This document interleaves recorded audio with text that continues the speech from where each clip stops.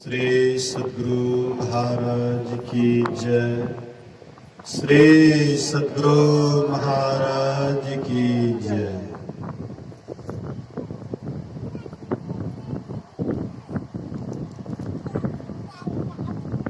अखंड मंडलाकारं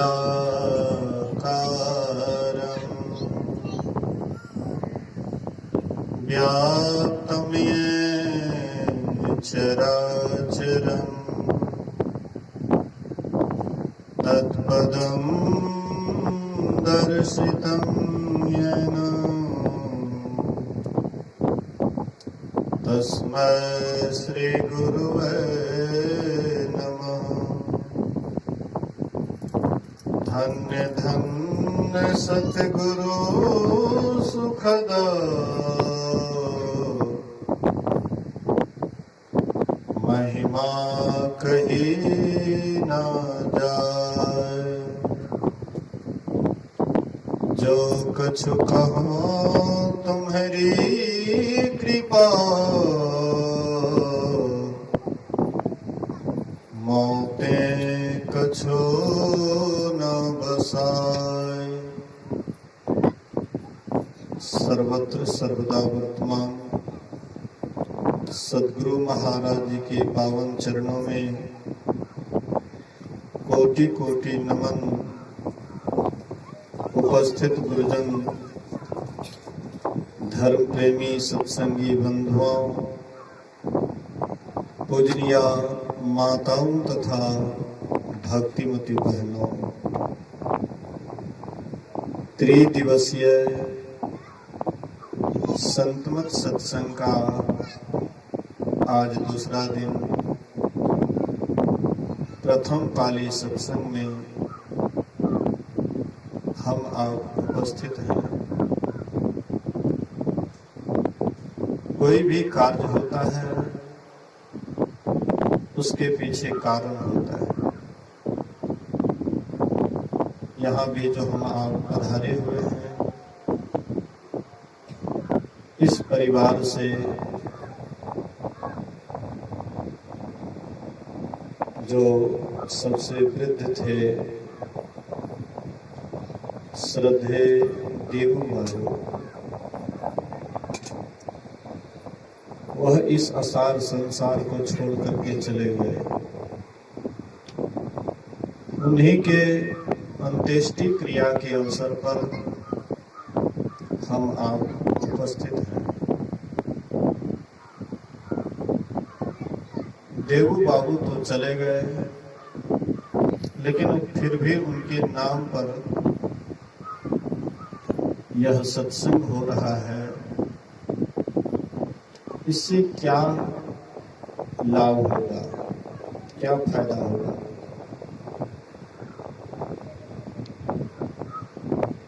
सत्संग जो अभी शरीर में है उसको तो लाभ करता ही है, लेकिन जो शरीर छोड़ दिए हैं सत्संग उसे भी लाभ देते हैं।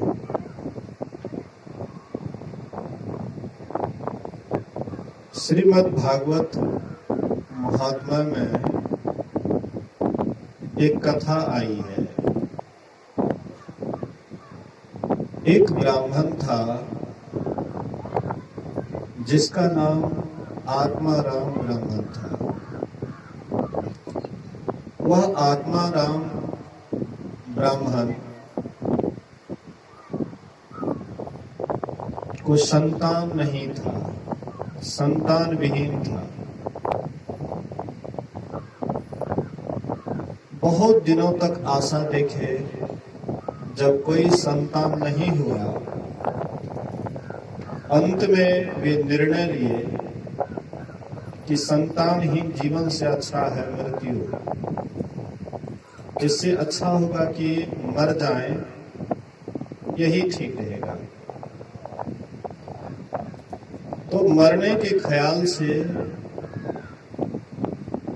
वे घर छोड़ करके जंगल की तरफ जाते हैं। एक कुआं था, वहां पर थोड़ी देर के लिए विश्राम करने लगे। उधर से एक सन्यासी महात्मा आए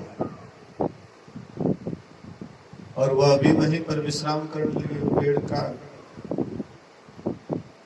पेड़ का छाया था, पेड़ की छाया थी, वहीं पर बैठ गए। दोनों विश्राम करने लगे तो वह सन्यासी महात्मा आत्माराम ब्राह्मण से कहते हैं, ब्राह्मण देवता हमें थोड़ा पानी पिलाओ, बड़ी प्यास लगी है। वह ब्राह्मण कुआं के पास जाकर के पानी निकाल कर वह सन्यासी को पानी पिलाते हैं।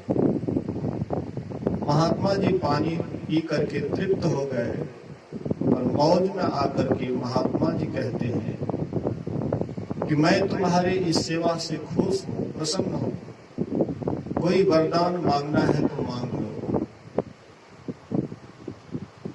तो ब्राह्मण के मन में तो था कि संतान नहीं है। कहते हैं महाराज, अगर आप मेरे ऊपर खुश हैं, प्रसन्न हैं, तो हमको एक संतान का वरदान दीजिए। बोलिए श्री सद्गुरु महाराज। तीनों भाई से अनुरोध है, खास करके जो अग्निदान दिए हैं चंदन बाबू, वे यहाँ आकर के बैठे हैं। जैसे पंडित जी के पास आप बैठते हैं वैसे ही यहाँ आकर के बैठिए, तो आपको भी लाभ होगा, जिनके नाम पर सत्संग हो रहा है उनको भी लाभ होगा। इसलिए यहाँ आकर के बैठे। श्री सद्गुरु महाराज। तो आत्माराम ब्राह्मण अवसर पाकर के कहते, महाराज हमें कोई संतान नहीं है, इसलिए आप अगर वरदान ही देना चाहते हैं तो हमको एक संतान का वरदान दीजिए। महात्मा जी कहते, संतान लेकर के क्या करोगे? संसार में बहुत संतान वाले हैं, लेकिन आज तक कोई संतान वाला कहने वाला नहीं हुआ कि हम सुखी हो गए, हमको शांति मिल गई। अरे संतान से सुख शांति नहीं मिलती है, सुख शांति मिलती है भक्ति से, सुख शांति मिलती है ज्ञान से, सुख शांति मिलती है वैराग्य से। इसलिए ज्ञान मांगो, भक्ति मांगो, वैराग्य मांगो। और ये क्या मांग रहे हो? इससे सुख शांति नहीं मिलेगी। बोले कि महाराज अगर आप देना चाहते हैं तो हमको संतान दीजिए, नहीं देना चाहते हैं तो कह दीजिए नहीं देंगे, और आपके ही सामने में इसी कुआं में कूद करके मर जाएंगे, आपको भी पाप लगेगा। महात्मा जी उनको काफी कोशिश की समझाने का, लेकिन वे एक ही जिद पर अड़े रहे कि हमको संतान चाहिए। अंत में महात्मा जी कहते, अच्छा तुम नहीं मानता है तो ठीक है। एक आम का पका हुआ फल महात्मा जी वह ब्राह्मण के हाथ में देते और कहते हैं कि यह फल तुम अपने पत्नी को खिला दोगे, तुम्हारी पत्नी गर्भवती हो जाएगी और उससे जो संतान होगा वह अच्छा संतान होगा। ब्राह्मण बहुत खुश हुए कि चलो, लोग हमको बांझ कहते थे, बांझिन कहते थे, लोग बहुत कुछ कहते थे, लेकिन अब हमको नहीं कहेंगे, हम भी संतान का मुख देखेंगे। बड़े प्रसन्न होकर के गए घर जाकर के पत्नी से कहते हैं कि देखो महात्मा जी का आशीर्वाद मिला हुआ है, यह आम का फल दिए हैं, इसको अगर तुम खा लेगी तो तुमको संतान होगा, बाल बच्चे का मुख अब हम लोग भी देखेंगे। उनकी पत्नी हाथ में ले लेती है और साथ ही साथ ब्राह्मण कहते हैं कि महात्मा जी कुछ परहेज भी बतलाए हैं कि आज दिन से तुमको सदाचार, शिष्टाचार, शुचियाचार का पालन करना पड़ेगा, 5 पाप का त्याग करना पड़ेगा, सदाचार का पालन, शिष्टाचार का पालन, बड़ों का सम्मान, छोटों को प्यार, और शुचियाचार का पालन अर्थात पवित्रता का आचरण करना पड़ेगा। वह ब्राह्मणी फल ले लेती है और उसकी बहन बगल में थी उसी गांव में। वह अपने बहन के यहाँ जाती है और कहती है, बहन तुम ही बताओ प्रसव पीड़ा कैसा होता है। बोले कि बहन ये भी कहने वाली बात है। अरे प्रसव पीड़ा मतलब मरने अवस्था तक जाती है, मरणासन अवस्था तक हो जाती है जो प्रसव पीड़ा वो सहती है। प्रसव पीड़ा बड़ा दुखदायी होता है, बड़ा कष्ट होता है। 9 महीने तक बच्चे को पेट में रखना, उठते बैठते खाते पीते हर तरह से कष्ट होता है। इसलिए बहन काहे के लिए सब फेरे में पड़ती है। अच्छा है तुमको संतान नहीं होता है। बोले कि देखो ऐसी ऐसी बात है, ब्राह्मण ये फल ला करके दिए हैं कि तुम खाओगी तो गर्भवती हो जाएगी, संतान होगा। बोले काहे के लिए परेशान होती है। अरे हम भी इसी बीच में गर्भवती हुई है और जो हमसे संतान होगा तुमको चुपे चाप दे आएंगे और तुम गर्भवती का नकल करके रहना। जैसे गर्भवती नारी रहती है, घर से बाहर नहीं निकलती है, ज्यादा इधर उधर नहीं जाती है, तुम भी उसी तरह से रहना। 9 महीना पूरा होगा तो हम चुपे चाप तुमको बच्चा दे देंगे। बोले कि फल को क्या करेंगे। बोले कि तुम्हारी यहाँ गाय भी है, वो भी बांझी है, गाय भी बच्चा नहीं देती है, तो गाय को खिला दो। महात्मा जी का परीक्षा हो जाएगा कि महात्मा जी सही है कि गलती है। तो वह फल ला करके गाय को खिला दिए और वह गर्भवती का नकल करके रहने लगी। 9 महीना पूरा हुआ, उसके बहन के द्वारा जो संतान हुआ वह संतान चुपचाप ला करके इनके घर में दिए। ब्राह्मण को मालूम हुआ कि हमको संतान हुआ है। अब पूरे राज्य में खुशहाली मनाई, सभी प्रजा लोग खुशी मनाए, मिठाई बांटे, आनंद मनाए। 3 महीने के बाद गाय से भी एक बच्चा जन्म लेता है, मनुष्य का ही बच्चा। गाय से जो बच्चा हुआ वो भी मनुष्य का ही है, लेकिन कान था गाय का, कान केवल गाय के जैसे, अब बाद बाकी सब कुछ मनुष्य जैसे। तो कान जो गाय का था इसलिए उसका नाम रखा गौकर्ण। गाय का कान इसलिए गौकर्ण। और इसके बहन के द्वारा जो संतान हुआ था उसका नाम रखा धुंधकारी। तो जो उसके बहन के द्वारा संतान हुआ था वह धुंधकारी, धुंध मचाने वाला हो गया। इसको मारो, उसको पछाड़ो, इसका कुछ लूट लो, उसको कुछ कर दो, मतलब उल्टा पुल्टा। धीरे धीरे जुआरी का संग, धीरे धीरे शराबी का संग, धीरे धीरे मांस मछली वाले का संग, मतलब कुसंगति का संग उसको हो जाता है। धीरे धीरे वह आवारा हो जाता है, बदमाश हो जाता है।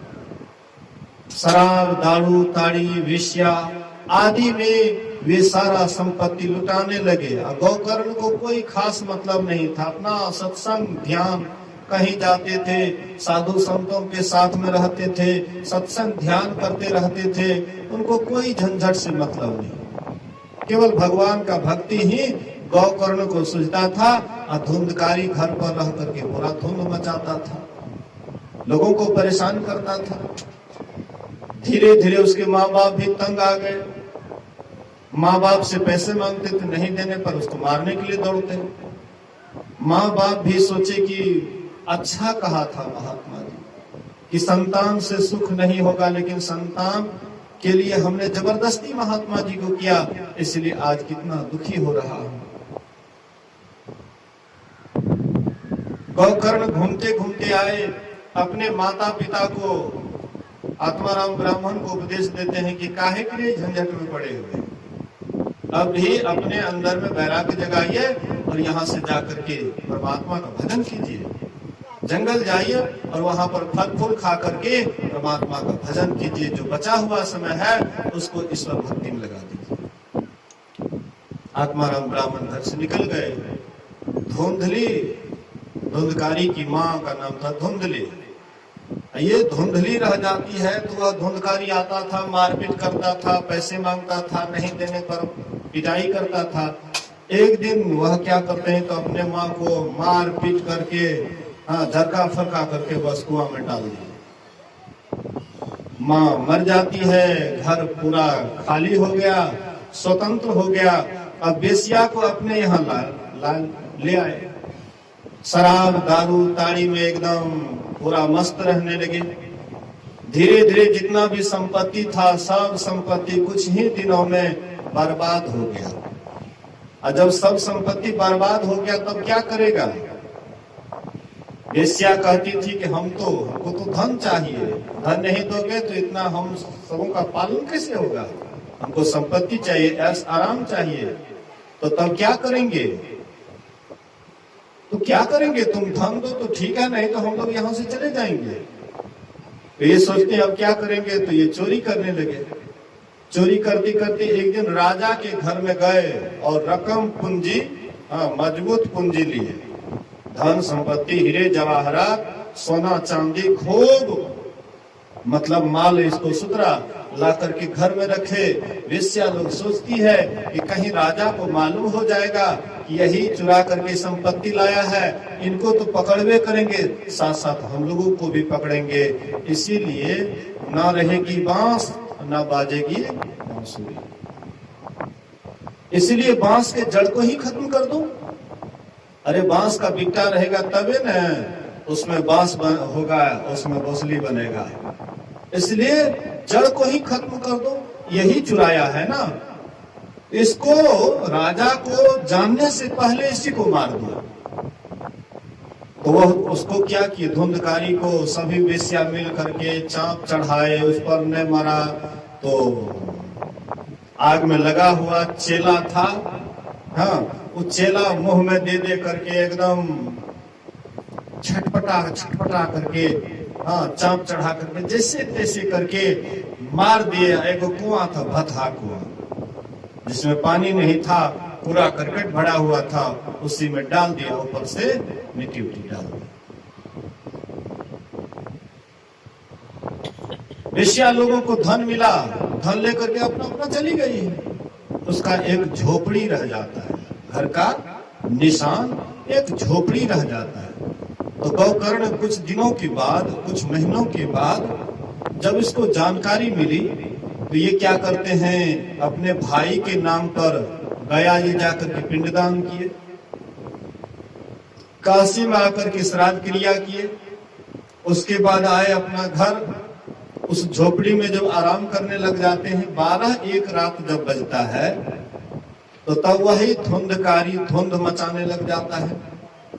कभी बकड़ा बन जाता है, कभी मतलब जो है भैंसा बन जाता है, कभी कुछ रूप बदलते रहता है, कभी बड़ा हो जाता है, कभी छोटा हो जाता है। मतलब इस तरह से वे करने लगे, मतलब डराने का प्रयास किए। लेकिन गौकर्ण ईश्वर भक्त था, परमात्मा की भक्ति करते थे, ईश्वर पर विश्वास रखते थे, इसलिए वे कहते हैं कि तुम काहे इतना कोशिश कर रहे हो, क्यों ऐसा कर रहे हो, तुम कौन हो, अपना परिचय दो।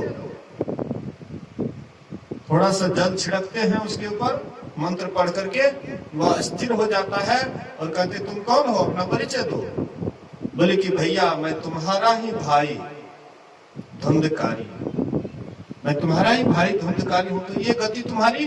बोले कि ऐसी ऐसी बात, मेरी अकाल मृत्यु हो गई, जबरदस्ती वेश्या लोग हमको मार दिए, इसलिए भैया बड़ा कष्ट में पड़ा हूं, बड़ा दुख में पड़ा हूं, प्रेत योनि में पड़ा हूं, दिन रात भूख से जान जा रहा है, प्यास से प्राण निकल रहा है। भूत प्रेत का पेट बहुत लंबा होता है और मुंह का छेद बहुत छोटा होता है। अब पेट बड़ा हो या मुंह का छेद छोटा हो, पेट भरेगा जल्दी नहीं भरेगा। इसलिए भूत प्रेत वे हर हमेशा व्याकुल रहते, हर हमेशा व्याकुल रहते। भूख जब जिसको लगती है तो उस समय प्राण निकलने लग जाता है, उस समय में उनको जो कुछ भी मिल जाता है वो उसी को खा जाते हैं। एक बार अकाल पड़ा था, विश्वामित्र मुनि तपस्या कर रहे थे, अकाल पड़ गया, और अकाल पड़ने के बाद जब भूख उसको काफी लग गई तो भूख बुझाने के लिए एक डोम के यहाँ कुत्ता का मांस चुरा कर खाए थे। बोलिए श्री सद्गुरु। भूख लगने के बाद जब लोगों ने कहा कि आपने बहुत बड़ा पाप किया, बोले कि प्राण बचाने के लिए हमने ऐसा किया है, अब बहुत धर्म कर लेंगे, प्राण बच गया अब बहुत धर्म कर लेंगे, लेकिन अभी प्राण बचाना था। राजस्थान में एक माता जी छोटा सा बच्चा लेकर के राजस्थान में जा रही थी, और उसको भूख इतना जोर से लगी, इतना जोर से भूख लगी कि छोटा सा बच्चा था उसी को बना करके खा ली। भूख किसको क्या नहीं करवा देता है। तो ऐसे ही भूत प्रेत का जो शरीर होता है, पेट बहुत लंबा होता है और मुंह का छेद बहुत छोटा होता है, इसलिए दिन रात तड़पते रहते हैं, भूख से प्यास से दिन रात तड़पते रहते हैं। कहते भैया मैं बहुत दुखी हूँ, बहुत कष्ट में हूँ, भैया मुझे किसी तरह से इस योनि से छुटकारा कर दो। बहुत प्रार्थना करने लगे गौकर्ण से। गौकर्ण कहते हैं कि अच्छा, मैं तो तुम्हारी भलाई के लिए ही, तुम्हारे इसे योनि से छुट्टी के लिए ही गया जी में जाकर के पिंडदान किया, काशी में आकर के श्राद्ध क्रिया किया, क्या तुम नहीं छूटा? बोले कि नहीं भैया। बोले कि अच्छा कोई बात नहीं। उसके नाम पर 7 रोज तक सत्संग रखा। भागवत कथा मतलब क्या होता है? भक्त की कथा, जो भक्त हो गए हैं उसकी कथा। तो 7 रोज तक भागवत कथा होती है, गौकर्ण कथा करते हैं। एक 7 पोर का बांस गड़ा हुआ था। तो ये प्रेत सोचता है कि हम कहां बैठ करके सुने, निश्चिंत से, शांति से, कोई बाधा नहीं, कोई डिस्टर्ब नहीं। तो वही सबसे उसको एकांत बुझाया है। उसमें छोटा सा छेद था, वो छेद होकर के चले गए और बांस के खोल में जाकर के आराम से बैठ गए, खूब प्रेम से सत्संग के वचन को सुनने लगे। जो जितना प्रेम से सुनते हैं उनको सत्संग से उतना लाभ होता है, और जो बेमन से सुनते हैं, शरीर सत्संग में बैठा हुआ है और मन कहीं और जगह चल रहा है, तो बेमन से सत्संग सुनने वाले को उतना फायदा नहीं होता है जितना कि मन लगा करके सुनने वाले को। वह प्रेत दुख से पीड़ित था। जिसको दुख होता है वही दुख के महत्व को जानता है। माँ बाप एक एक पैसा कैसे कठिनाई से कमाते हैं, बाल बच्चा इस रहस्य को नहीं जानते हैं, उसको उड़ाने पुड़ाने में बढ़िया लगता है। लेकिन वही जब गार्जियनशिप पर जाता है और जब वह कमाने लग जाता है, तब उसको माथा का मैल छोड़ता है कि ओ कमाने में कितना ढेर होता है। लेकिन जब तक उसको भार नहीं पड़ता है तब तक वो एकदम मस्ती में रहता है, खूब उड़ाता रहता है। जो अति आतप व्याकुल होई, तरु छाया सुख जान सोई। जो धूप से व्याकुल होता है वही छाया के सुख को अनुभव करता है।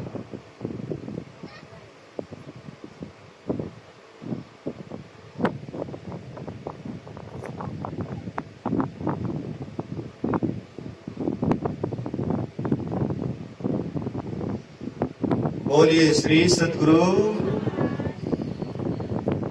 जो धूप से व्याकुल होता है, गर्मी से व्याकुल होता है, वही जब वृक्ष के छाया के निकट जाता है तो उसको बड़ा सुख लगता है, बड़ा अच्छा लगता है। ऐसे ही ये दुखी था, और दुखी होने के बाद वह सत्संग का जो वचन सुन रहा था उसको बड़ा सुख लग रहा था, बड़ी शांति मिल रही थी। बोलिए श्री सद्गुरु महाराज।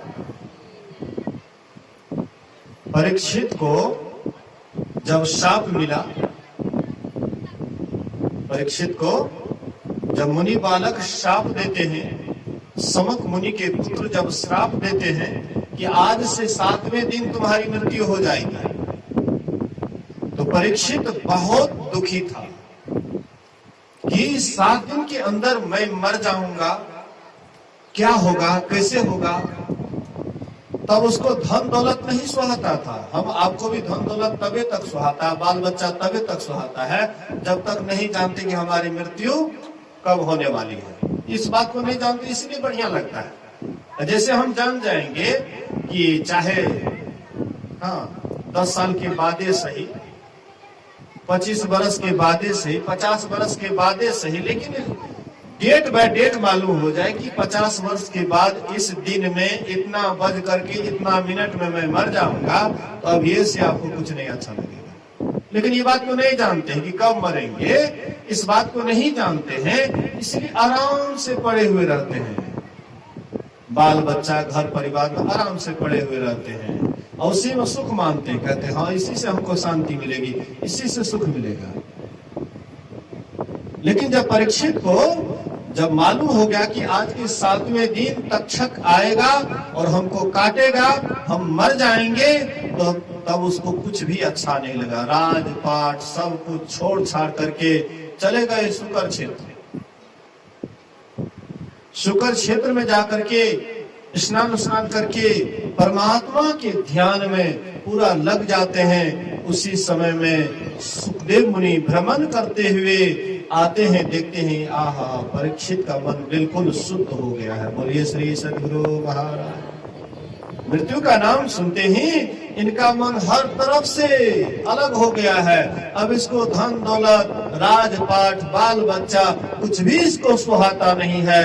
मतलब इनका मन सब तरफ से हट गया है। इसलिए इनको सही ज्ञान देना चाहिए। यही समय है सही ज्ञान देने का। जब तक बाल बच्चा घर परिवार से मोह रहता है, सत्संग में मन नहीं लगता है, ध्यान करने में मन नहीं लगता है। कुछ सत्संगी कहते बाबा ध्यान तो पहले करे दिए तो बड़ा नीक लगे, आप तो बोले न लगे बोने से जुड़ाव भेजे छे, मोह ममता एने से जुड़ाव भेजे छे, ओने से घटल दे छे। एक तरफ बढ़े छे, एक तरफ घटे छे, स्वाभाविक छे। आ जिस समय में मोह लागे रहे तो उस समय में बैराग रहे, उस समय में अपना बाल बच्चा के ख्याल नहीं रहे, धन संपत्ति की याद नहीं रहे। मतलब जहना जहना याद होने से धन संपत्ति मोह ममता में जितना याद बढ़े छे तो ध्यान घटे छे। आ जहिना ओने से याद हट के ध्यान में दिन रात जब लग जाए छे, लगन लग जाए छे, जिनकी लगन गुरु से नाही, आ जकरा गुरु से लगन लग जाए छे ओकरा मोह ममता से ओकर मन ऊपर उठा लागे छे। वो बुझावे छे कि सब झूठे छे, झूठे खाना, झूठे भोजन, सब कुछ ओकरा झूठे बुझावे छे। ई तो हम झूठे कह रहल छियै, तो साँच कहिया करबे, तो साँच केना करबे, तो ध्यान करे लागे छे। ओकरा बराबर मन में जी हम ध्यान नहीं करी, उठते बैठते सोते जागते ओकरा माने एने कुछो अच्छे न बुझावे छे, कोनो नीके न लागे छे। ई तो सबटा झूठे छे, आ झूठे में सबको भरमा रहल छे।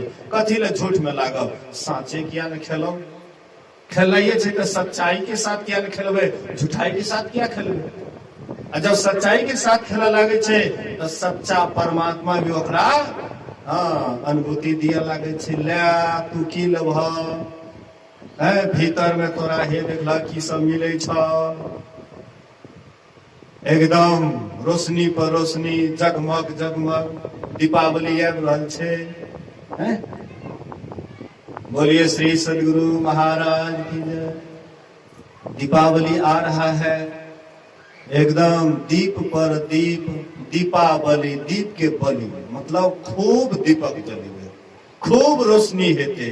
तो बाहर में तो रोशनी भै जेते, आ भीतर तो अन्हरिये रहते। बाहर के दीपावली तो सब मनबे छे, लेकिन भीतर के दीपावली कोई गुरु भक्त मनबे छे। जे गुरु से जकरा लगन लग जाए छे, गुरु से जकरा स्नेह भय छे, गुरु के बिना जकरा रहल नहीं जाए छे, एहन भक्त के जब गुरु से स्नेह भय छे तो भीतर के दीपावली जल जाए छे। तब वो जखनी मरी तखनी ओकर दीपावली। बोलिए श्री सद्गुरु महाराज। रात में ध्यान करते तखनो दीपावली, दिन में ध्यान करते तखनो दीपावली। मतलब जखनी वो बैठ जेते आ मन जखनी भीतर धस गेले तखनी ओकर दीपावली शुरू भए गेले।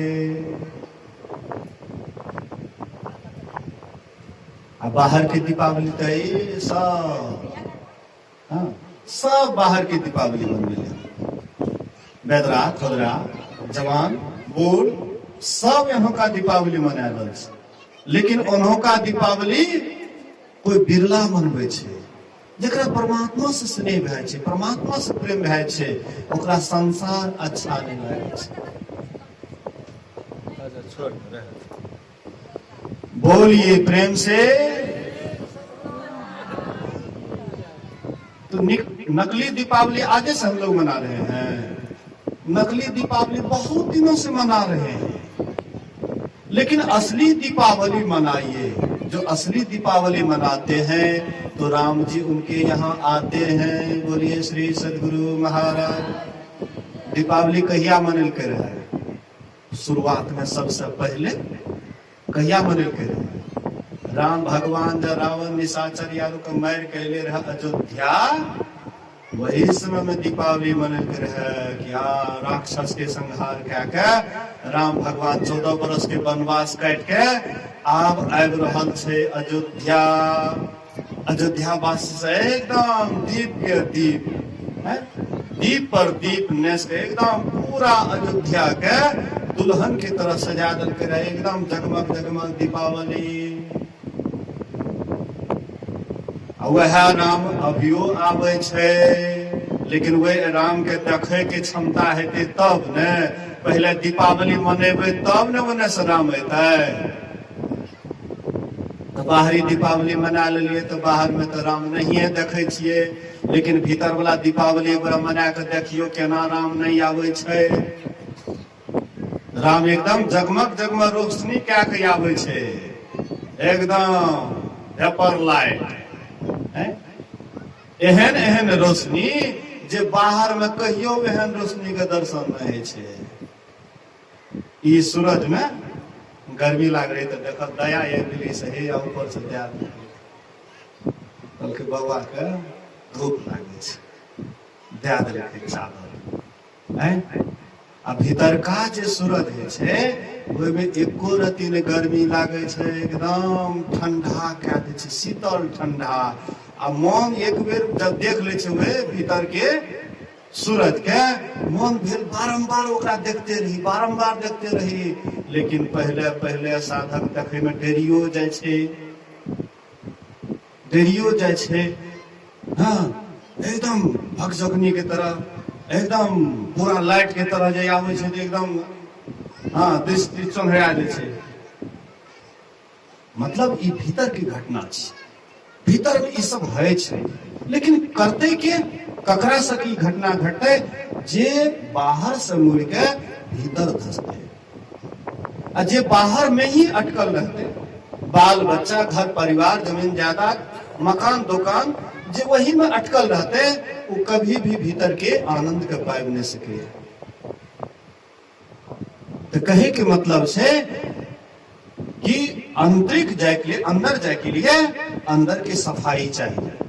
तो राजा परीक्षित भी जब ओकर भीतर बिल्कुल साफ भए गेलै कि आब हम बचबे न, अब हमरा कोई मोह ममता राजपाट से कोई मतलब न, एकदम बैरागी बन के शुक्र क्षेत्र गेले। आ देखे छे सुखदेव मुनि, आहा बड़ा मन एकर पवित्र ये, यह समय छै एकरा उपदेश करे के। मन जब साफ भए छै, पवित्र भए छै, तब उपदेशो सुने में सत्संगो सुने में बड़ा नीक लागे छै। आ मन में जब कचरा रहे छै तो एठिना जल्दी नहीं आ सकैया। सत्संग में जकरा भीतर में कचरा छै नहीं थे, कथी लेते? गंदा गंदा चीज लेके बढ़िया वाला जगह पर जेते। मांस मछली जे बर्तन में बनल छै, वो बर्तन मांस मछली वाला बर्तन ला जेते मंदिर में, कहनो आदमी किया नहीं हुआ, लेकिन मांस मछली वाला जे बर्तन में बनल छै वो लेके नहीं जेते। तो वह ना जकर भीतर आंतरिक साफ भए छै, ओकरा भगवान के भक्ति अच्छा लगे छै, परमात्मा के भजन अच्छा लगे छै। राजा परीक्षित के भी वह दशा भए गेलै, सब ओर से वैराग्य और भगवान के प्रति ओकरा अनुराग, सब कुछ छोड़ के शुक्र क्षेत्र चल गेलै। हाँ, सुखदेव मुनि देखे छै, आहा यह उपदेश सुनबे के सही समय चाहिए, तो ओकरा उपदेश करलकै, ब्रह्म ज्ञान सुनलकै, और 7 रोज के अंदर वे ब्रह्म ज्ञान का चिंतन करलकै, मनन करलकै, साधन करलकै, साधना करके आ 7 रोज में ओकरा मोक्ष मिल गेलै। बोलिए श्री सदगुरु महाराज। 7 रोज के अंदर में ही राजा परीक्षित को मोक्ष मिल गया। हम आप भी जब पूरे ध्यान से सुनेंगे, पूरे मनोयोग पूर्वक से सुनेंगे, जो खूब बढ़िया से सुनेंगे वही खूब बढ़िया से ध्यान करेंगे, और जो खूब बढ़िया से ध्यान करेंगे उन्हीं को अनुभूति होगी, और जिनको अनुभूति होगी वही एक एक करके सभी आवरणों को पार करेंगे और अंत में परमात्मा का दर्शन वही करेंगे।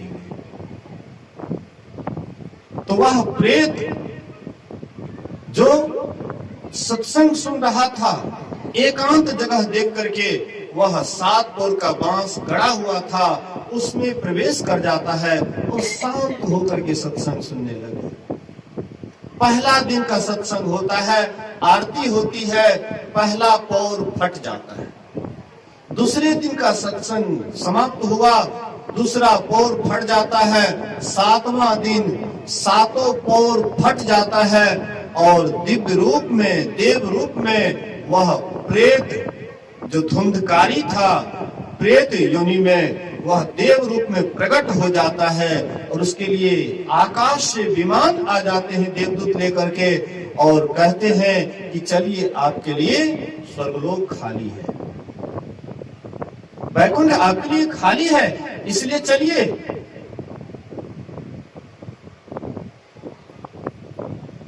वहां पर बहुत सत्संगी थे, वे लोग कहने लगे कि इनके लिए विमान आया और हम लोग भी सत्संग सुने, तो हम लोगों के लिए कहाँ विमान आया?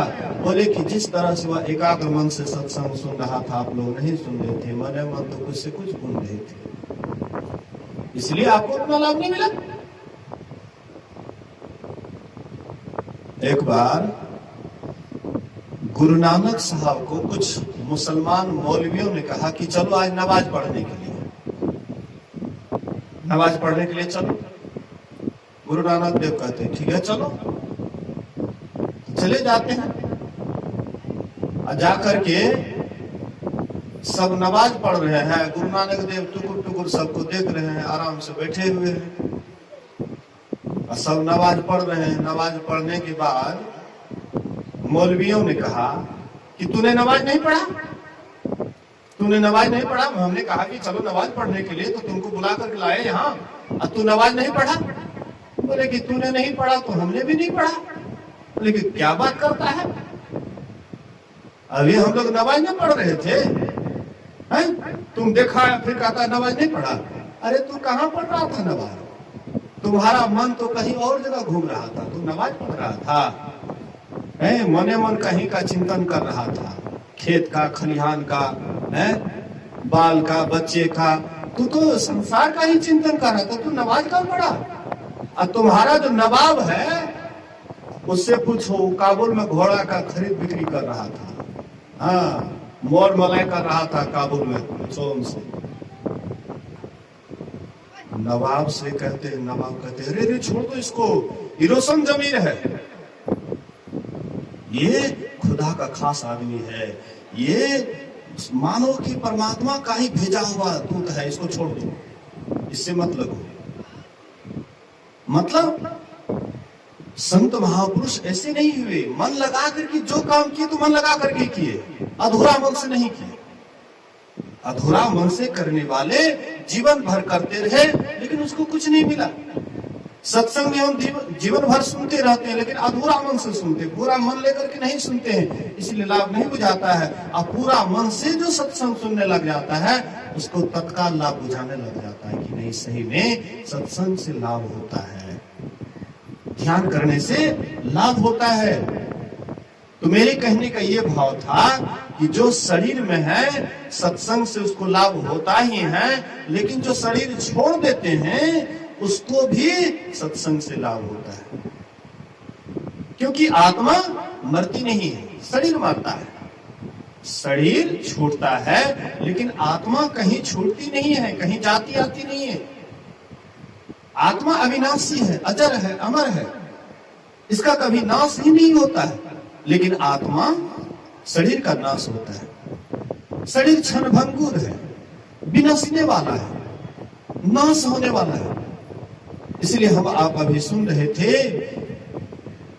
योगहीनम कथम ज्ञानम मोक्षदम भवति हे भो योगो अपि ज्ञानहीनस्तु न क्षमो मोक्ष कर्मणि तस्माद् ज्ञानम च योगम च मुमुक्षु दृढ़मभ्यसेत्। कहते हैं ज्ञानहीन योग और योगहीन ज्ञान मोक्षप्रद भला कैसे हो सकता है। फिर कहते हैं कि आप शरीर छोड़ते समय में जो जो इच्छा लेकर के शरीर छोड़ते हैं आप उसी को प्राप्त करते हैं।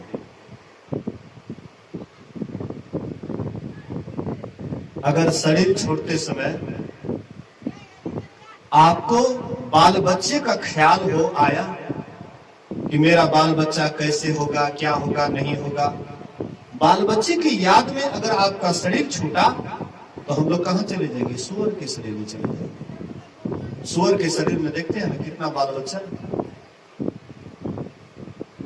15-20 ऐसे इसको बाल बच्चा होता है एक बार प्रसव करने पर।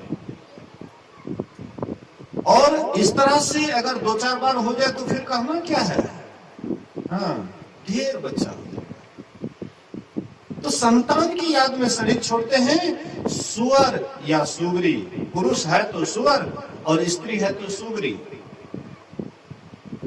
अगर आपका ख्याल धन संपत्ति की याद में, अगर शरीर छोड़ते समय में धन संपत्ति की याद में अगर आपका शरीर छूटा तो आप विषैला सर्प बन करके जहां भी हीरे जवाहरात का घड़ा होता है वहां पर उसकी रक्षा भी करते रहते हैं, देखरेख करते रहते हैं। तब आप सर्प की योनि में चले जाइएगा, विषधर सर्प बन जाइएगा।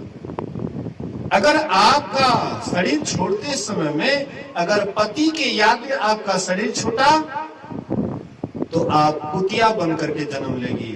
और कोई पुरुष स्त्री के याद में अगर शरीर छोड़ता है तो वह कुत्ता बन करके जन्म लेता है।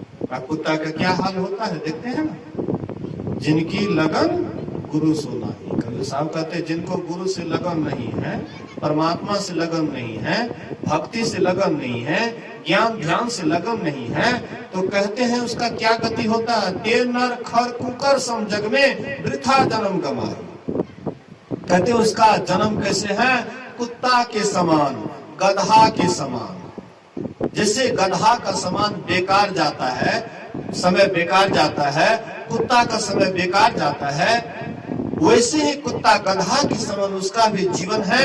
जिसको गुरु से लगन नहीं है, गुरु से प्रेम नहीं है, सत्संग ध्यान से प्रेम नहीं है, उसका कुत्ता गधा के समान समय बेकार बीत रहा है। इसलिए आपको शरीर छोड़ते समय में और बात याद नहीं आए, इसके लिए आप क्या करेंगे?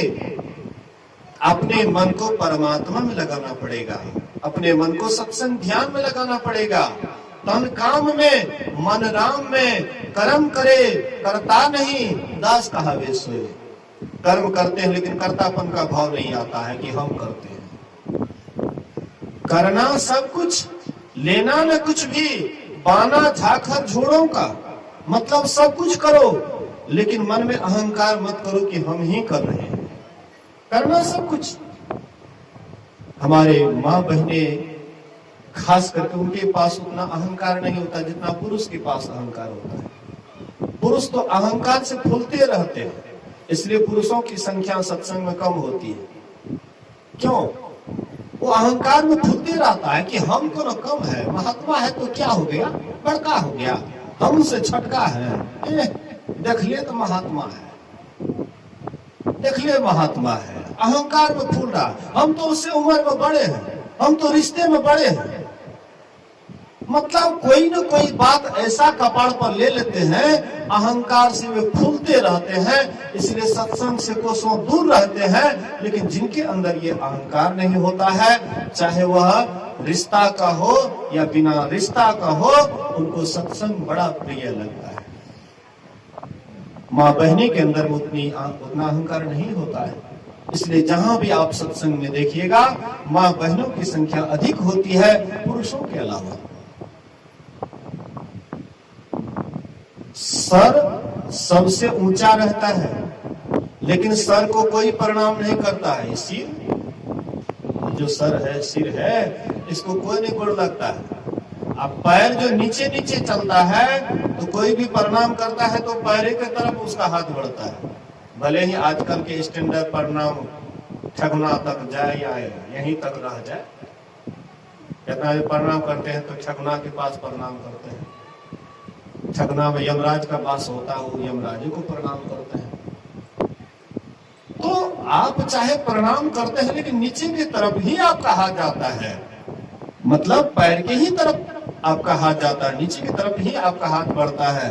इसका मतलब है जो नीचे रहता है उसका मान ज्यादा होता है, उसकी प्रतिष्ठा ज्यादा होती है।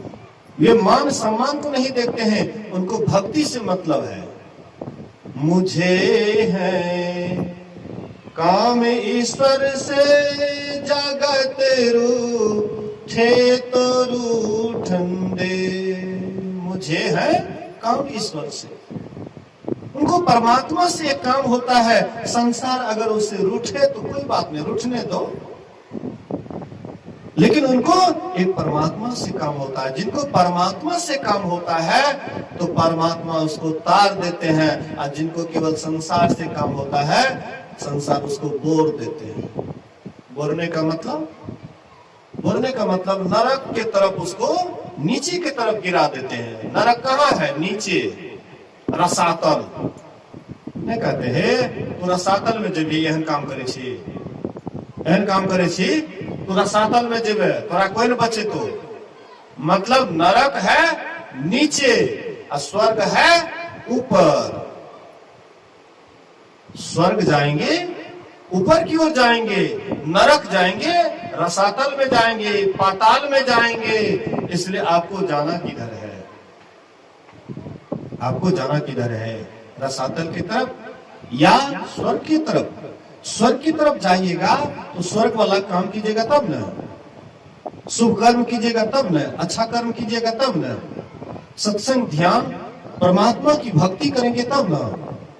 बहुत आदमी शादी विवाह के अवसर पर एक चीज लिखते हैं, कर्म ही पूजा है, लिखा हुआ मिलता है, कर्म ही पूजा है। तो कर्म कौन सा कर्म पूजा है? न कभी आप सत्संग किए, न कभी आप ध्यान किए, न कभी आपने परमात्मा की भक्ति की, तो आप कौन सा कर्म को पूजा कह रहे हैं? खाली दान कर दिए, पुण्य कर दिए, वह पूजा हो गया? खाली दान पुण्य से ही पूजा नहीं होता है। अपने शरीर की सफाई करनी पड़ती है, ये भी एक पूजा है। सबसे बढ़कर के पूजा है शरीर की सफाई, उससे भी बढ़कर के पूजा है मन की सफाई, और उससे भी बढ़कर के पूजा है आत्मा की सफाई। शरीर की सफाई पानी से होता है, शुद्ध पानी से शरीर की सफाई होती है। मन की सफाई सत्संग से होती है। जब आप सत्संग सुनेंगे, महापुरुषों के वचन को सुनेंगे, तो आपकी मन की सफाई होगी। मन में जो कलुषित विचार है, दुर्विचार है, गंदगी है, मन में कुछ से कुछ जो बुरा विचार आता है, सत्संग सुनेंगे वह विचार आपका धीरे धीरे दूर होते होते भी बिल्कुल दूर हो जाएगा, बिल्कुल पवित्र हो जाएंगे। राजा परीक्षित 7 रोज तक सत्संग सुने, उनका मन बिल्कुल निर्मल हो गया, इसलिए उन्हें मोक्ष पा लिए। वैसे ही आप सत्संग गौर से सुनेंगे, आपका मन निर्मल होगा, और उसके बाद जब मन निर्मल होगा तब ध्यान में ऑटोमेटिक यह लग जाता है। मन क्यों नहीं ध्यान में लगता है? इसलिए कि मन गंदा है, मन अपवित्र है। और जब मन साफ हो जाता है, निर्मल हो जाता है, तब तो सीधे चले जाना वहां मुर्शद ने ये फतवा दिया, तब तो सीधे गुरु जो आपको मार्ग बतलाए हैं, एकदम गुरु के मार्ग को धर करके और सीधे परमात्मा से मिलने के लिए चले जाते हैं। कोई रोक टोक नहीं, कोई आपको रोकने वाला नहीं, कोई रोके नहीं, कोई टोके नहीं, कोई रोके नहीं, कोई टोके नहीं। मीरा रानी दीवानी कहानी लगी, ऐसी लागी लगन, मीरा हो गई मगन, वो तो गली गली हरि गुण गाने लगी। जब आपका मन पवित्र हो जाता है, रोकने वाले रोकते रह जाते हैं, लेकिन आप किसी से भी नहीं रुकने वाले हैं। इसलिए संत महापुरुष कहते हैं उस परमात्मा से प्रेम करो। जहां पर आपकी आशा होगी वहीं पर आपका वासा होगा। पिंड पातिन या मुक्ति सा मुक्तिर्न तु मन्यते देहे ब्रह्मत्व मायाते जलानाम सिंधवम यथा अनन्यताम यदा याति सदा मुक्ता स उच्यते। मरने पर जो मुक्ति होती है वह असली मुक्ति नहीं है। मरने पर जो शरीर छूट जाता है तो लोग कहते हैं कि ये तो सीधे परमात्मा से जाके मिल गए। मुसलमानों में मुसलमान लोग जब शरीर छोड़ते हैं तो कहते हैं कि यह शरीर छोड़ा तो सीधे चला गया, अब इसका पुनर्जन्म नहीं होगा, अब दोबारा जन्म नहीं होगा, ये शरीर छोड़ दिया चला गया। मुसलमानों में ऐसी मान्यता है। लेकिन यहाँ पर ऋषि कहते हैं कि पिंड पातन या मुक्ति, शरीर छूटने पर जो मुक्ति होती है वह नकली मुक्ति है, असली मुक्ति नहीं है। असली मुक्ति वह है कि जीते जी आपने परमात्मा को पा लिया। जीते जी नहीं मिला खुदा तो क्या मिलेगा मर जाने पर? है? खुदा अगर जीते जी नहीं मिला तो मर जाने पर खुदा मिलेगा? ये तो झूठी बात है, लोगों को ठगने का जाल है। मरने पर भगवान मिलता है, मरने पर ईश्वर मिलता है, मरने पर सीधे भगवान के पास चले जाते हैं। अरे मरने पर भगवान नहीं मिलता है, जीते जी भगवान मिलता है। जिनको जीते जी भगवान मिल जाता है उन्हीं का शरीर छूटता है तो वह नमक के समान, जैसे नमक समुद्र में जाकर के एक हो जाता है, मतलब नमक समुद्र में घुल करके एक ही हो जाता है, दूसरा नहीं रहता है। इसी तरह से यह जीव भी जीते जी पीप में मिलकर के एक हो जाता है, तब इनकी असली मुक्ति है, नहीं तो ये नकली मुक्ति की बात है। 4 तरह की मुक्ति है, सालोक्य, सामीप्य, सायुज्य, सारूप्य। भगवान राम हनुमान जी को उपदेश किए कि ये 4 तरह की मुक्ति है। सालोक्य मुक्ति वह है जिस उपास्य देव की हम साधना करते हैं, भक्ति करते हैं, उसके लोक की प्राप्ति। जैसे कोई विष्णु भगवान की उपासना करते हैं तो वह वैकुंठ में जाते हैं, कोई शिव जी की उपासना करते हैं तो वह कैलाश धाम जाते हैं, शिवलोक जाते हैं, और कोई दुर्गा माई की उपासना करते हैं तो शक्ति मां के पास जाते हैं। तो जिस लोक में जो देवता रहते हैं उसकी उपासना करने पर उस लोक की प्राप्ति होती है, यह है सालोक्य मुक्ति। दूसरा है सारूप्य मुक्ति, हम जिसकी उपासना करते हैं उसके जैसे रूप बना लेना, उसके जैसे रूप हो जाना, यह है सारूप्य मुक्ति। सामीप्य मुक्ति, हम जिसकी उपासना करते हैं उसकी समीपता प्राप्त करनी है। सामीप्य मुक्ति उपास्य देव के समीपता प्राप्त करनी है, यह है सामीप्य मुक्ति। और एक है सायुज्य मुक्ति, उपास्य देव के शरीर के साथ एक हो जाना। उपास्य देव जिस शरीर में रहते हैं उसी शरीर में समा जाना, यह है सायुज्य मुक्ति। ये 4 तरह की मुक्ति होती है शरीर छूटने के बाद। और राम भगवान कहते हैं हनुमान से कि नकली मुक्ति है। शरीर छूटने के बाद जो ये सब मुक्ति मिलती है ये नकली मुक्ति है।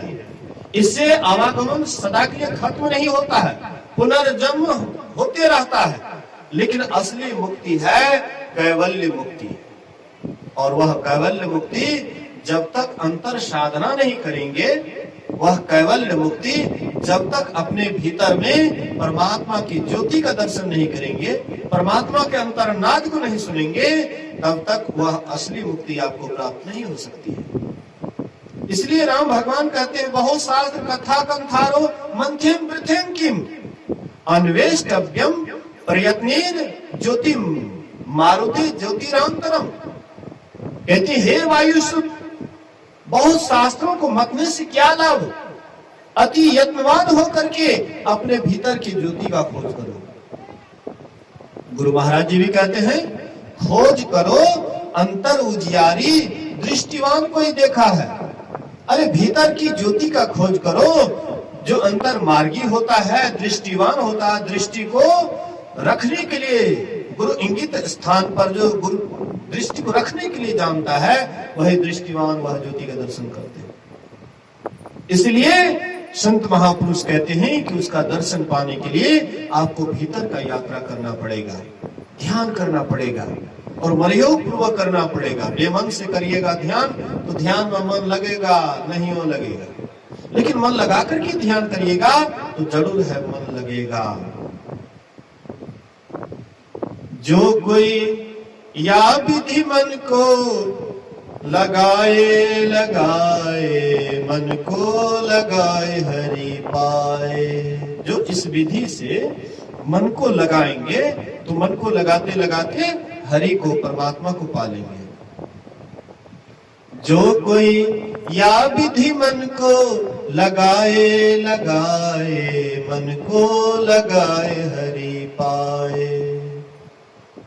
जैसे नटवा चढ़त बांस पर ढोलिया ढोल बजावे, अपना भार धर सिर ऊपर सुरती बांस पर लावे, मन को लगाए हरि पाए। जैसे कामिनी भरत कूप जल कर छोड़े बतरावे, अपना रंग सखियन संग राचा सुरती गगर पर लावे, मन को लगाए हरि पाए। सती नारी जो होती है उसका ख्याल पति पर लगा रहता है, पर पुरुष पर नहीं। अपने पति पर जो अपने मन को लगा करके रखती है उसी को सती नारी कहते, पतिव्रता नारी कहते हैं। और जो अनेक पुरुष पर अपने मन को लगा करके रखती है उसको पतिव्रता नहीं कहते हैं। इसी तरह से जो एक परमात्मा पर, एक गुरु पर अपना मन को बराबर रखते हैं वही भक्त एक निष्ठ भक्त है और वही एक दिन परमात्मा को पाते हैं। और जो भक्त बहुत भगवान पर, बहुत रंग रूप पर, बहुत देव पर ख्याल रखते हैं तो वही नारी के जैसे हैं। जैसे एक नारी अनेक पुरुष पर ख्याल रखती है तो लोग उसको पतिव्रता नहीं कहते हैं। इसी तरह से जो भक्त अपने को एक इष्ट पर अपना ख्याल नहीं रख पाते हैं उनको भी अच्छे भक्त नहीं कहते हैं, एक निष्ठ भक्त नहीं कहते। इसलिए तो उसी तरह से हम अपने मन को लगावे। जैसे एक नारी है घड़ा लेकर के जाती है पानी भरने के लिए, छोटा बच्चा है तो उसको कांप कर दबा लेती है, एक घड़ा को फिर दूसरे हाथ में दबाती है और एक घड़ा को माथे पर रखती है, उसको पकड़ती नहीं है। लेकिन पानी भरा हुआ है, सखी सहेली के साथ बातचीत करती हुई जा रही है, लेकिन उसका ख्याल उस घड़ा पर रहता है। भरा हुआ पानी जो सिर पर है उस घड़ा पर उसका बराबर ख्याल रहता है। ऐसे ही हम आप भी कोई भी संसार का काम करते हैं लेकिन बराबर अगर परमात्मा में ख्याल को लगा करके रखते हैं, बराबर गुरु में ख्याल को लगा करके रखते हैं तो बस समझ जाइए कि उसी की तरह आप अपने मन को लगा रहे हैं। जो इस तरह से मन को लगा करके रखते हैं वही एक दिन परमात्मा को पाते हैं। जाकी रहनी अपार जगत में सो गुरु नाम प्यारा हो। जिसकी ऐसी रहनी हो जाती है उसको प्यारा वह भक्त हो जाता है। वे भक्त के गुरु, भक्त के प्यारे हो जाते हैं और भक्त को गुरु प्यारा हो जाता है। दोनों में एक दूसरे को बहुत प्रेम हो जाता है।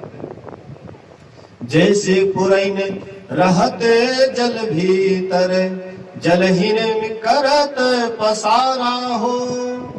वाके पानी पत्र न लागा ढर के चले जस पारा हो। मन को लगाए हरि पाए। पुरैन के पत्ता पर बारिश होती है लेकिन सब वर्षा का पानी गड़क गड़क करके नीचे चला जाता है। उस पानी पर, उस पत्ता पर पानी नहीं ठहरता है। इसी तरह से संसार में हम आप रहते हैं, लेकिन मन में कोई वासना नहीं ठहरती है, सबको बगल करके रखते हैं और बराबर मन में अति पावन गुरु मंत्र मन ही मन जाप जपो। कोई काम करते हैं लेकिन मंत्र जपते हुए करते हैं। उपकारी गुरु रूप को मानस ध्यान थपो। कभी मंत्र का जप करते हैं तो कभी गुरु महाराज के रूप का ख्याल करते हैं। देवी देव समस्त पुराण ब्रह्म परम प्रभु गुरु में करे निवास कहत है संत सबू। जो गुरु का ध्यान कर लिए वे सबका ध्यान कर लिए, कोई देवी देवता रुष्ट नहीं होता है, क्योंकि गुरु में सभी देवी देवता विराजमान है, परमात्मा तक गुरु में विराजमान है। इसलिए गुरु पूजे सब देवन पूजे।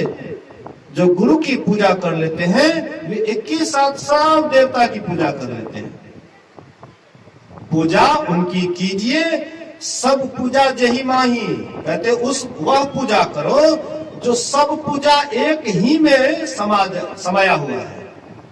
गुरु की पूजा में सबकी पूजा हो जाती है। इधर जब जाइएगा पूजने के लिए तो एक देवता को पूजिएगा तो दूसरा रूठ जाएगा, तीसरे को पूजिएगा चौथा रूठ जाएगा।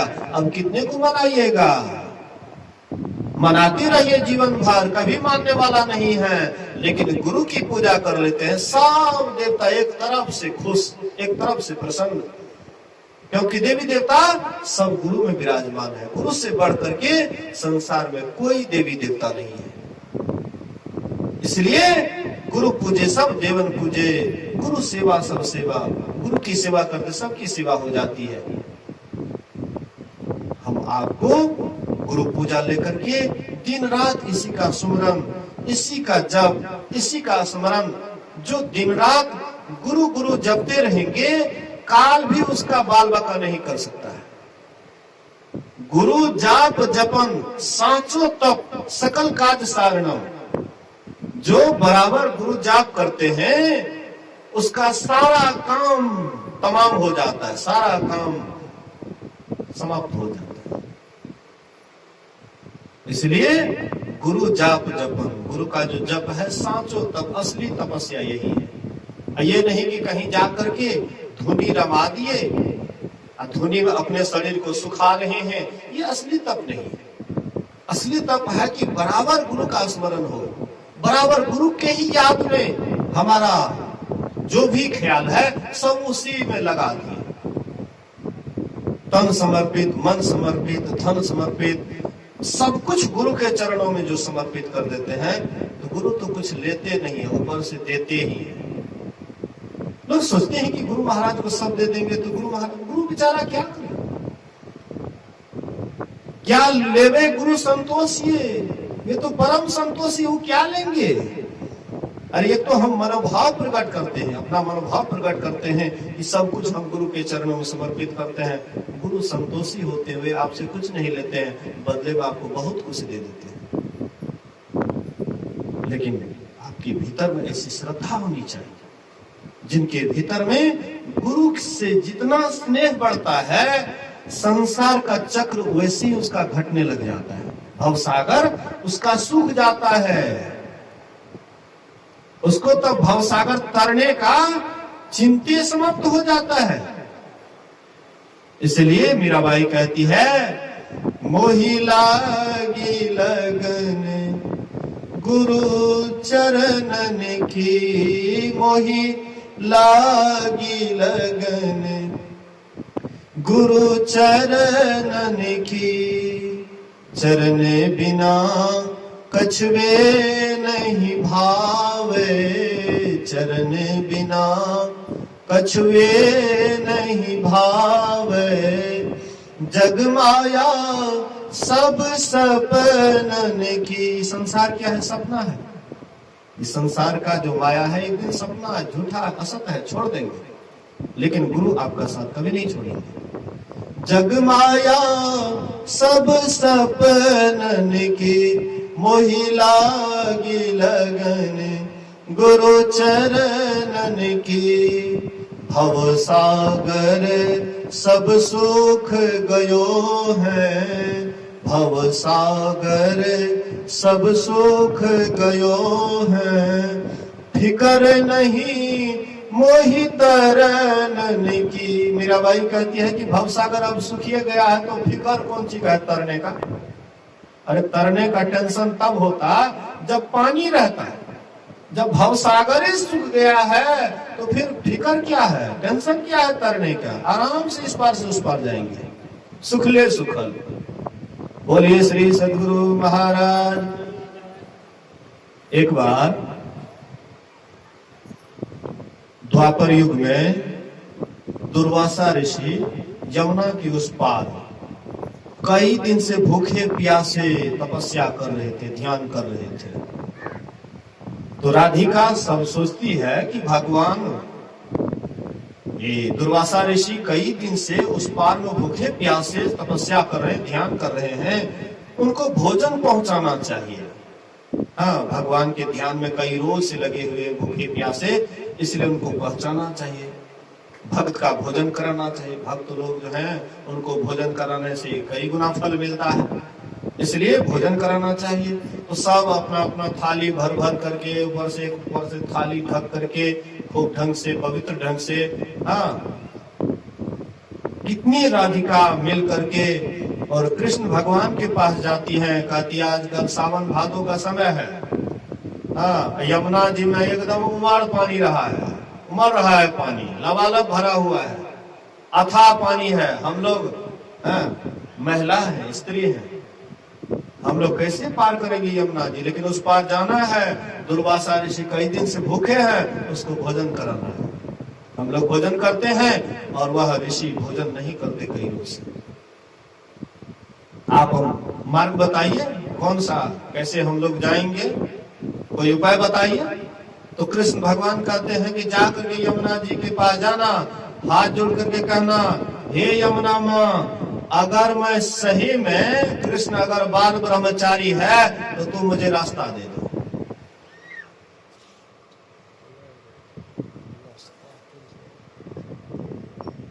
यहाँ बैठिए, आप घंटा है, आपने कहा बैठना चाहिए। बैठो कनिए देर, आप बस समाप्त है बोला चाहिए।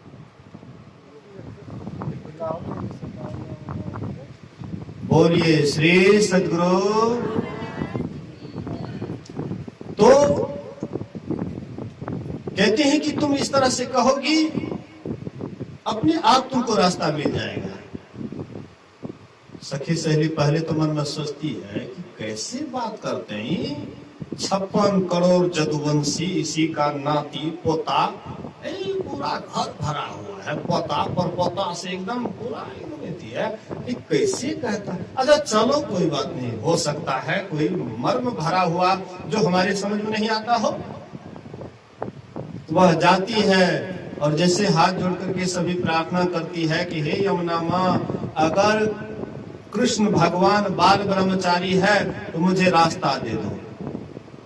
पानी दोनों तरफ हो जाता है, बीच में एकदम सुखले सुखल यमुना को पार करने में आराम से, हाँ, सभी सखी से आराम से पैर में पानी होने लगा। बोलिए श्री सद्गुरु महाराज। आराम से सुखे सुखे चली गई उस पार जा करके फिर पानी एक जैसे का तैसे हो गया।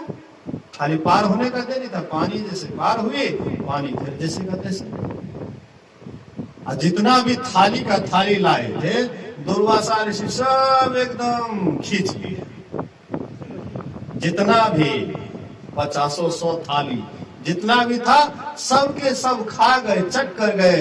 उसके बाद कहते हैं उधर से तो हम लोग भगवान कृष्ण से पूछे कि कैसे जाएंगे, तो वह मार्ग बतलाया कि अगर मैं बाल ब्रह्मचारी हूँ तो हे यमुना माँ मुझे रास्ता दे दो। इधर से हम लोग कैसे जाएंगे, हम लोग स्त्रियां हैं, हम लोग महिला हैं, कैसे अथाह पानी में जाएंगे, आप ही कोई मार्ग बताइए।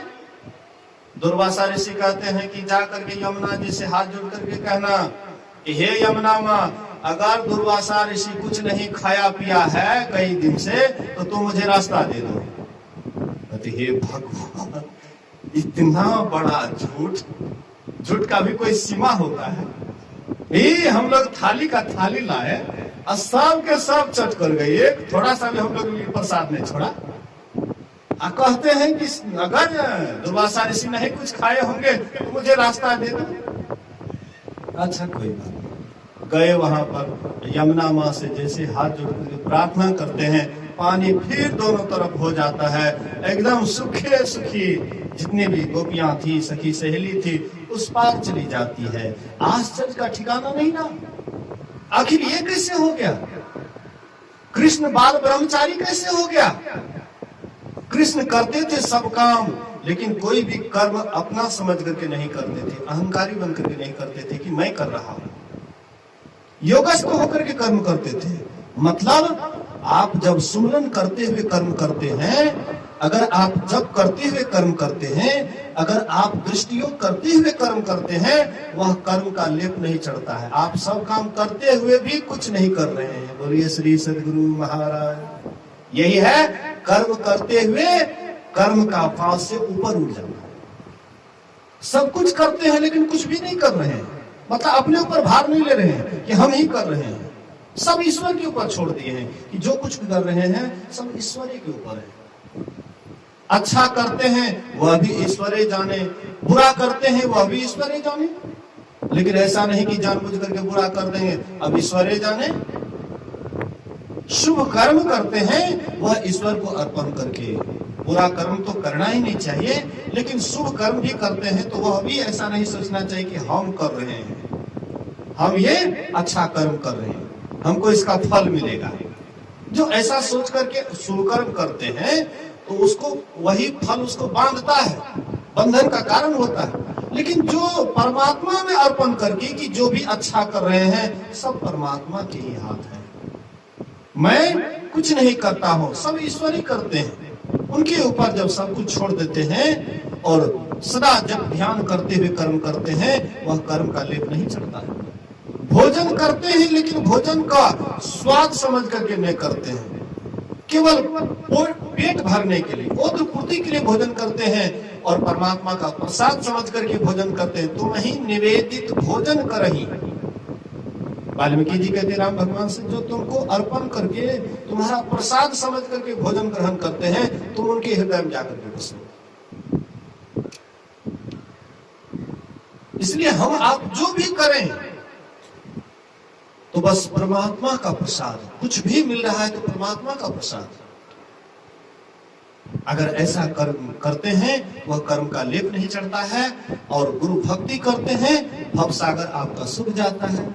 भव सागर सब सूख गयो है, फिकर नहीं मोहि तरनन की, मोहि लागी लगन गुरु चरणन की। मीरा के प्रभु गिरधर नागर, मीरा के प्रभु गिरधर नागर, आस वही गुरु शरणन के, आस वही गुरु शरणन के, मोहि लागी लगन गुरु चरणन की। जिनको गुरु से लगन लग जाता है उसका भवसागर सूख जाता है, वही भवसागर को तरते हैं, उसी का परम कल्याण होता है। और जो इधर अटक करके रहते हैं, मोह में, ममता में, घर में, परिवार में मन को इधर अटका करके रखते हैं, वही भवसागर में डूबता है। इसलिए हम लोगों को भवसागर तरना है तो दिन रात परमात्मा में मन लगाना है, गुरु में मन लगाना है। ऐसे लगाते लगाते एक दिन परमात्मा को पालेंगे, जीवन सार्थक और सफल हो जाएगा। हरि का सत्संग आरती के बाद समाप्त किया जाएगा और फिर अपराह्न कालीन सत्संग है और कल तक यह कार्यक्रम है। सब कोई जम जुट करके आएंगे, भाग लेंगे। बोलिए प्रेम से श्री सद्गुरु महाराज की जय।